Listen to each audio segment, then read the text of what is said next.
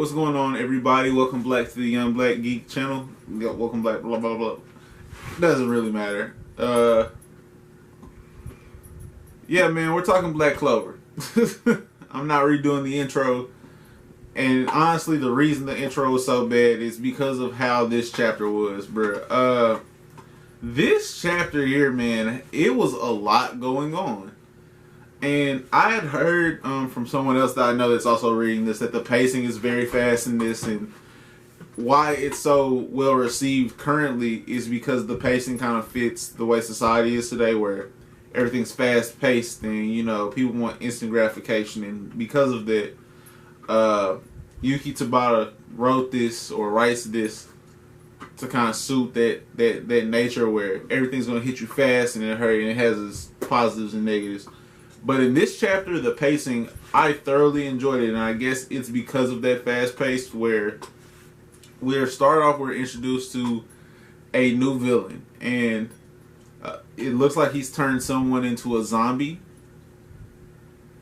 which he has this air about him of like he's been in the capital before, and or at least that's how the dialogue kind of goes, where he speaks as if he's been in the capital before and he was rejected, and he claims to have more magic than the nobles, and we know that nobles are noble and do have like more magic or more mana in them than the average person. On average, I should say, like that's not always the case, but they tend to be better than the average citizen, or the even far superior to like the people that are from the boonies or the sticks, or like, you know what I'm saying, the outside the normal realm, the low class citizens. They're supposed to be far past that. And so for him to make this claim that he has just as much as, if not more, magic than the nobles is a pretty big claim, and he's turned the guy into a zombie. We get back into the Capitol dining hall, and this interaction between Asta and the rest of the nobles, minus Klaus, Mimosa, and of course Noel. Mixed feelings. One, I really like Nozel. I really like his design.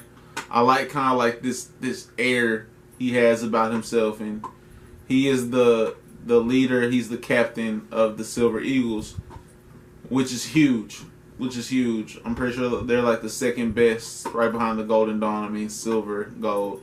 But on top of that, he's in the same class as Yami, and he's here, and he's a part of this interaction, and all of his younger siblings are there. Where you have solid, noble, Nozel, and Noel. I believe that's right. Yeah, no, not noble, Nebra. Nozel, Noel, Nebra, and Solid. And so all of them are in this interaction where Ass is like, no, like, I'm gonna be the Wizard King. They all laugh at him, and he gains a new sword, so he now has two swords, which, like, I don't even know what to think about that, where he's trapped in like this sand. I keep wanting to call it sand coffin, and that's not fair to Black Clover, but it's a sand binding magic, and while he is ensnared in this, I want to say Nebra, either Nebra or Solid.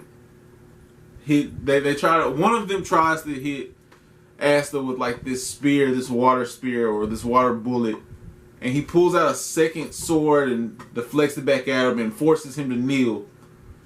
And at that moment, bro, like when Nozel steps in and they're like, you don't even really need to do this, and everyone gets that, like, the chill, like, you know, when someone strong really steps on the scene.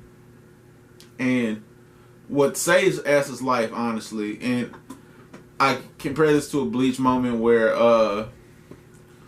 what's Buddy that used to roam? I didn't finish Bleach. I started it, you know, it got it just kind of slowed down for me. I feel like that's the complaint with a lot of people for Bleach. I plan on finishing it because I liked moments in it. But what's Rukia older brother?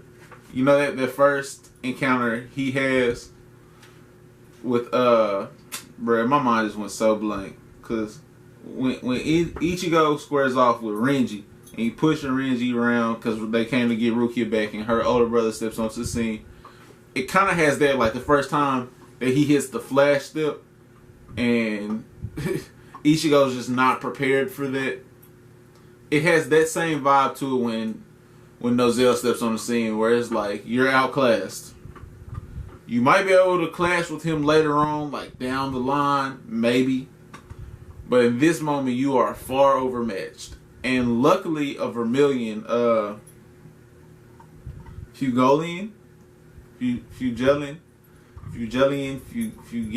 I don't know. I don't really know how to pronounce his buddy name. But he steps in and is like, bro, I thought the Silva clan was like really cold. Like I thought y'all was the truth.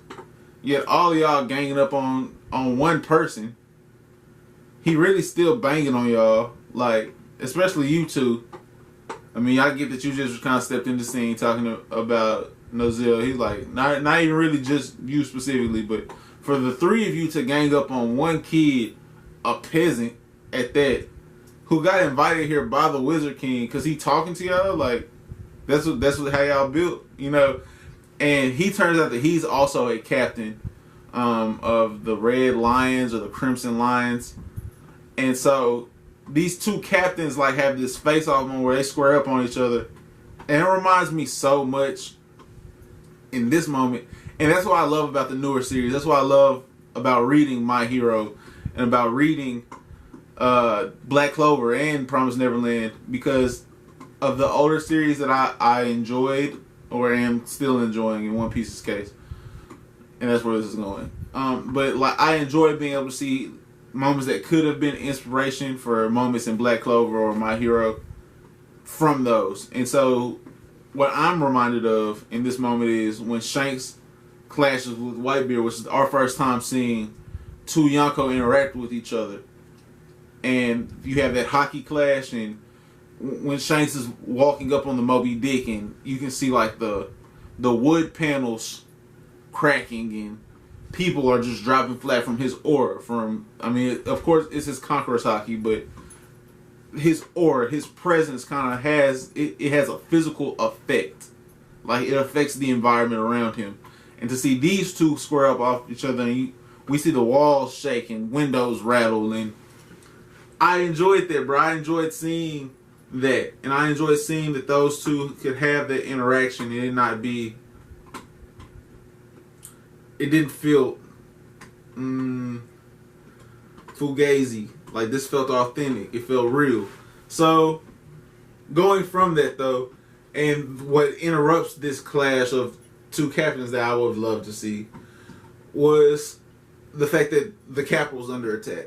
Now, I don't know what business the Wizard King had, but of all places, of all times for the capital to be under attack, now, after Asta's claim, like, I'm going to collect the merits and become Wizard King and prove all of you wrong, I've made you kneel, buddy. Like, you know what I'm saying? Like, oh, hey, dude, like, you know what's up. It's not sweet. And so, I don't know, bro. I enjoyed this, man. This was really good. It was a lot going on for sure, and there was a lot to digest. This was definitely a meatier chapter than we had been getting, in my opinion, just from how it started and so much character interaction with new characters, and to see Klaus's reaction to Asta's claims, and to see Mimosa tie in her relations with people, and Noel's relations with the people that are here, and Yuno's personality and how it differs from Asta. And one thing that I want to point out is never once does Yuno go to jump into any of this altercation. Never once. He never budges from standing where he's at. And I think that that's a sign of his confidence in Asta, as well as his understanding of what Asta is about, where they are brothers. You know what I'm saying? They're raised as brothers. They were orphan kids raised, you know what I'm saying, dropped off at the orphanage same day next to each other, sitting on the same step, same time. And to go from that, you really have an understanding of a person. And so while it could easily be perceived that Asta's in danger, not once does like, I should probably step in and go help my brother. Like, nah, he got it. He got it. On the flip side to that, though, Solid and Nebra both kind of like have to defend each other in their altercation with Asta, trying to contain him and shut him up and try to embarrass him because he's a peasant that doesn't deserve to be there. And while that's not working for them, they kind of, to save face, are ganging up on him. And it's like, he's got it. I think that speaks volumes to Asta's potential, because we as readers know that he's not quite there yet to maybe go toe-to-toe with him in actual combat, but he can definitely go press issues with them right now. And to see his group's confidence, where no one's stopping him from fighting with them or cutting through their magic, and now that he has the second sword, we're not going to like leave out the fact that he now has 2 swords. That needs some explanation. Asta in general as a character needs some explanation, but it's a lot going on that I'm ready to see.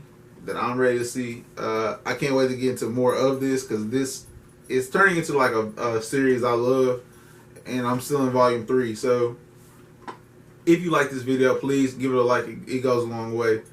Subscribe to the channel if you're new. Subscribe to the channel if you've been watching the videos and haven't subscribed yet. Just subscribe to the channel, period. I mean, dope channel. In my mind, at least. In the comment section below, let me know how you felt about Nozel stepping onto the scene and what kind of magic he could possibly have. I'm guessing ice. I feel like Rukia and her brother, I'm looking at his name. His name's kind of hard to pronounce anyways. But both of them kind of had like this ice aesthetic. Maybe it was because Rukia definitely had ice, and he had like some flower ability, but his personality was icy. His design was cold. Either way, though, I'm guessing ice, just because we've got water, and Noel uses water, and either Nebra or Solid uses water. So my guess is that like he has some kind of ice. They mentioned that he has like an icy aura, or like a cold feeling came across. I don't know. I'm guessing ice is his power. What do you guys think? This was a 4 fire emoji chapter for me. Personally, I mean, I really enjoyed it. I'm ready to get back into the next chapter. Like this and all that, of course. Have a great rest of your day, guys. Peace.